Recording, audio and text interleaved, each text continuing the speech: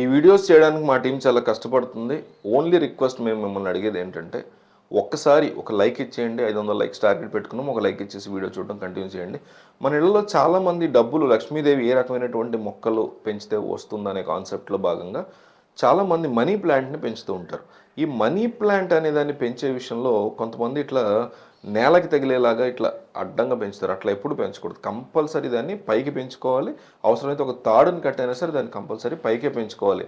అది కూడా ఇష్టం వచ్చినట్టు ఎక్కడ పడితే అక్కడ ఉండకూడదు. ఆగ్నేయ మూల మనీ ప్లాంట్ని గనక మీరు పెంచాలి, చక్కగా మేము పెంచాలి, పైకి పాకుతున్నట్టుగా గనక ఆగ్నేయ మూల ఏర్పాటు చేస్తే మీ ఇంట్లో లక్ష్మీదేవి స్థిరంగా ఉంటుంది. ఆర్థిక ఇబ్బందులని మీకు అసలు రావు. ఆర్థిక సమస్యల యొక్క విష వలయం నుంచి మీరు బయటపడడానికి చాలా మంచి బెనిఫిట్ అవుతుంది. మీ ఇంట్లో ఎప్పుడూ కూడా ఆర్థిక ఇబ్బందులు లేకుండా ఉండాలంటే ఉండవలసినటువంటి అదృష్టకరమైనటువంటి మొక్కలు ఇంకొన్ని ఉన్నాయి, అవి చెప్తా. తులసి మొక్క చాలా ఇంపార్టెంట్. కృష్ణ తులసి, లక్ష్మీ తులసి, కర్పూర తులసి. కర్పూరం వాసన వస్తుంటుంది కర్పూర తులసి. అదే లక్ష్మీనారాయణుడికి చాలా ప్రీతికరం అని చెప్తారు. కర్పూర తులసిని ఒక చిన్న దళం స్వామివారి పాదాల వద్ద పెట్టి ఓం నమో నారాయణాయ అనుకుంటే చాలు. వెంటనే లక్ష్మీదేవి తన దైవమైనటువంటి అనుగ్రహాన్ని మీకు ప్రసాదిస్తుంది. అలాగే మారేడు చెట్టు, అంటే మారేడు చెట్టు నుంచి దగ్గర ఉంటే కనుక దానికి ఎక్కువగా నీళ్లు పోస్తూ ఉండండి. లక్ష్మీదేవి మిమ్మల్ని కనుకరిస్తుంది. మారేడు దళాన్ని కోసి దాని మీద లక్ష్మీ అని రాసి శివుని వద్ద పాదాల వద్ద ఉంచి నమస్కారం చేయండి. లక్ష్మీ అష్టోత్తరం కనుక చేసేటట్టయితే ఫస్ట్ మారేడు దళాలు చేసి ఆ తర్వాత పూలతో మీరు చేయండి పూజ. లక్ష్మీదేవి కటాక్షం మీకు ఖచ్చితంగా దక్కుతుంది. అలాగే సింహద్వారం పై బాకన పూర్ణ కలశంతో కూడినటువంటి స్వస్తిక్ గుర్తుని మీరు వేయండి. మీ ఇంట్లోకి లక్ష్మీదేవి ఖచ్చితంగా ఎంటర్ అవుతుంది అనమాట.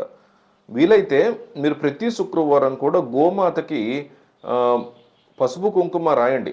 గోవు చుట్టూ ప్రదక్షిణ చేసి అరటిపండు కానీ లేకపోతే పచ్చి గడ్డి కానీ లేకపోతే బియ్యం కానీ ఆ గోమాతకి తినిపించండి.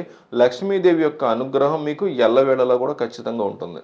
ఇంకొక ముఖ్యమైన విషయం ఏంటంటే, గడియారాలు పెట్టుకుంటారు చాలామంది, వాచ్లు పెట్టుకుంటుంటారు. ఈ గడియారం అనేది కాలతత్వానికి నిరసనం కదా.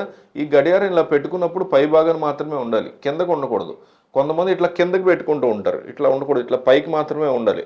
సో ఇట్లా పైకి ఉంటే కాలం చాలా చక్కగా వెళ్తుందని గడియారం మిమ్మల్ని ఆశీర్వదిస్తుంది. కాలం బాగుండాలి మీది అనేది.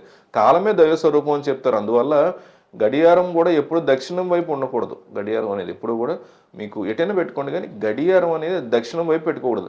పిల్లలు చాలామంది నిద్ర లేవట్లేదని చెప్పేసి కొంతమంది ముళ్ళుని ఇంకా పైకి అంటే కొంచెం స్పీడ్ పెట్టుకుంటారు, కొంచెం ఫాస్ట్ పెట్టుకుంటారు, టైం అయిపోయింది లెమ్మని.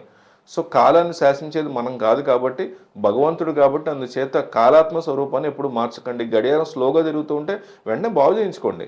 గడియారంలో ముళ్ళు ఆగిపోతే వెంటనే దాన్ని తప్పనిసరిగా దానికి సంబంధించిన బ్యాటరీ వేయించుకోవడం లాంటివి చేస్తూ ఉండాలి.